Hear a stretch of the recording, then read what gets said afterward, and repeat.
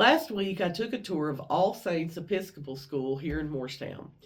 Venus is 5.5, so when August rolls around, she will be headed to kindergarten. And I have thought that we would probably send her to a private school. Venus is very smart, but she's also very rambunctious. And I'm just not sure that a public school setting with 25 to 30 other kids is going to be the best choice for her.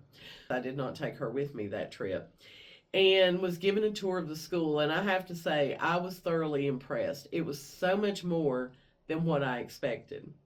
So she took me into the kindergarten classroom, and I got to see the teacher and the kids. And she asked when we walked in, she said, "Who are my kindergartner ambassadors?" And these two little girls in their little school uniform come running up to the front of the class. They introduced themselves to me, and then she asked them what was their favorite thing about kindergarten, and they told me that. And it was just the sweetest and cutest little thing I've ever seen. Like, they were very confident, outspoken, friendly, like they took that job very seriously. But we didn't interrupt any other classes, but she walked me through the rest of the school. They have an art class, a music class. Kids are going to learn Spanish when they're there. They have a library. A lot of good things that were happening there. And I think, student to teacher ratio right now is around 12 students to one teacher. You're not going to find that in the public school system. So I was thoroughly impressed with it. When I talked to Venus about it and told her I had went and walked through the school, she wanted to know if they had a playground. That was like the most important question for her. And yes, they do have a playground for the kids to be able to go out and run off some of that energy from time to time. One thing that I thought was interesting is that they do not have nap time in kindergarten.